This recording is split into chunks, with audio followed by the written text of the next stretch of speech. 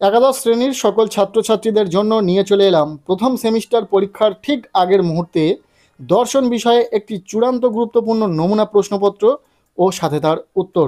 এই প্রশ্নপত্রে থাকা প্রতিটা প্রশ্ন পরীক্ষার জন্য ভীষণ গুরুত্বপূর্ণ, পরীক্ষাতে আসার মতো প্রশ্ন।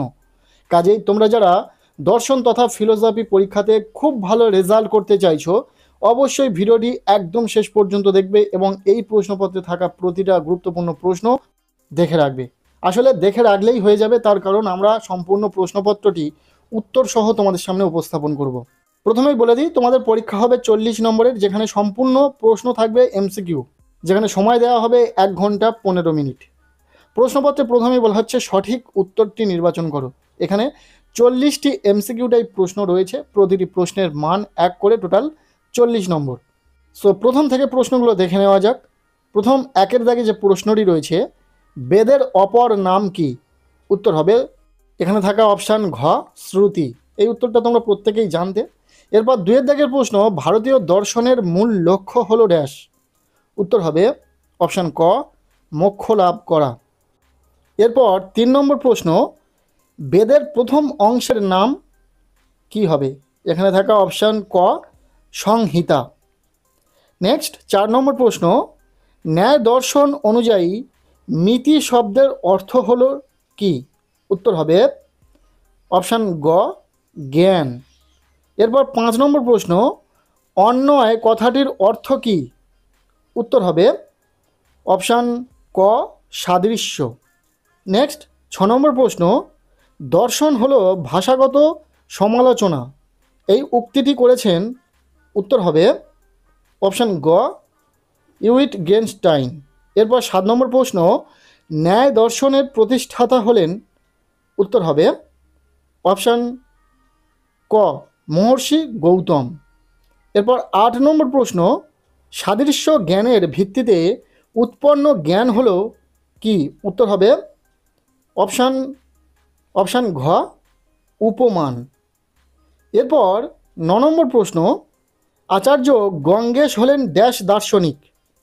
উত্তর হবে অপশান গ, ন্যায় দার্শনিক। এরপর 10 নম্বর প্রশ্ন, ভাব পদার্থ কয়টি? উত্তর হবে ভাব পদার্থ 6টি। নেক্সট 11 নম্বর প্রশ্ন, অনুমান প্রমাণ নয় এ কথা বলেছেন।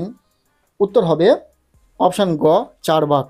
12 নম্বর প্রশ্ন, অজ্ঞাত পদার্থের সঙ্গে জ্ঞাত পদার্থের সাদৃশ্য। উত্তর হবে অপশান খ, উপমিতি। এরপর 13 নম্বর প্রশ্ন, অনুমেয় পদার্থ হলো। উত্তর হবে অপশান খ, সাধ্য। এরপর 14 নম্বর প্রশ্ন, নাস্তিক শিরোমণি দর্শন হলো।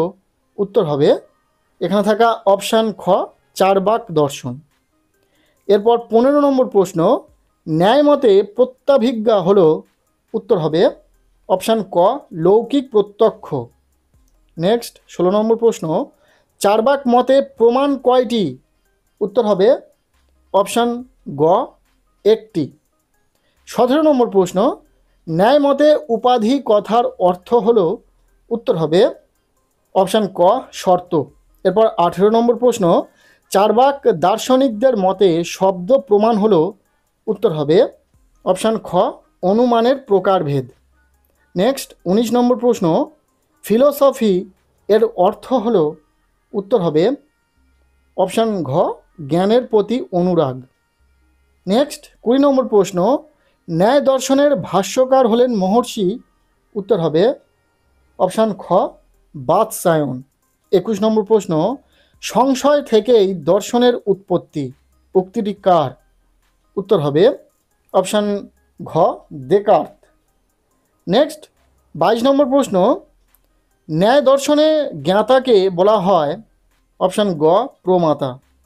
এই যে প্রশ্নগুলো তোমরা দেখছো, প্রতিটা প্রশ্ন পরীক্ষার জন্য ভীষণ গুরুত্বপূর্ণ। তা বলে শুধুমাত্র এই 40টি প্রশ্ন পড়লে তো চলবে না, এর বাইরেও প্রচুর প্রশ্ন তোমাদেরকে পড়তে হবে।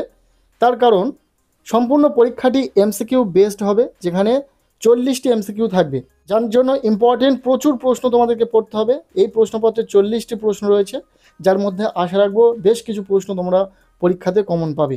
এবং আগামী কয়েকদিনের মধ্যে আমরা চেষ্টা করব আরও 2-3টি প্রশ্ন সেট তোমাদের সাথে শেয়ার করার উত্তর সহ।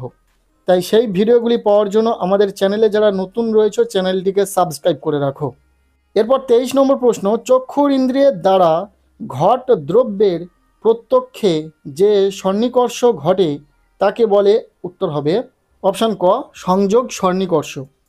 এরপর 24 নম্বর প্রশ্ন, বিকল্প শব্দের অর্থ কী? উত্তর হবে অপশান গ বিশেষণ। নেক্সট 25 নম্বর প্রশ্ন, অর্থাপত্তি কয় প্রকার? উত্তর হবে অপশান ক 2 প্রকার। এরপর 26 নম্বর প্রশ্ন, ন্যায় মতে প্রমাণ হলো, উত্তর হবে অপশান খ 4টি। এরপর 27 নম্বর প্রশ্ন, অনুমান একটি ড্যাশ জ্ঞান? উত্তর হবে পরোক্ষ জ্ঞান, অর্থাৎ অপশান খ। এরপর 28 নম্বর প্রশ্ন, চার্বাক দর্শন সম্প্রদায় হলো ড্যাশ? উত্তর হবে অপশান ক নাস্তিক।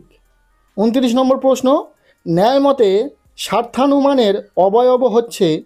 উত্তর হবে অপশান গ 3টি। এরপর 30 নম্বর প্রশ্ন, ড্যাশ শব্দের অর্থ হলো প্রকার শূন্য? উত্তর হবে অপশান ক নিষ্প্রকারক। 31 নম্বর প্রশ্ন, কোন প্রত্যক্ষে পূর্ব জ্ঞান থাকে না? উত্তর হবে অপশান গ নির্বিকল্পক প্রত্যক্ষে। নেক্সট 32 নম্বর প্রশ্ন, অনুমতি শব্দের আক্ষরিক অর্থ কী? উত্তর হবে এখানে থাকা অপশান খ অগ্রবর্তী জ্ঞান হবে। এরপর 33 নম্বর প্রশ্ন, ন্যায় মতে অনুমানে কি কি পদ থাকে? উত্তর হবে এখানে থাকা অপশান ক পক্ষ, সাধ্য ও হেতু। এরপর 34 নম্বর প্রশ্ন, ন্যায় মতে নির্বিকল্পক প্রত্যক্ষের ক্ষেত্রে কোনটি প্রমাণ? এখানে উত্তর হবে অপশান খ অনুমান। 35 নম্বর প্রশ্ন, যে পদার্থের দ্বারা পক্ষে সাধ্যকে অনুমান করা হয় তাকে কি বলে? উত্তর হবে অপশান খ হেতু।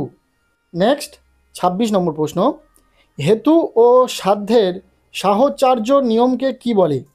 উত্তর হবে এখানে থাকা অপশান গ ব্যাপ্তি।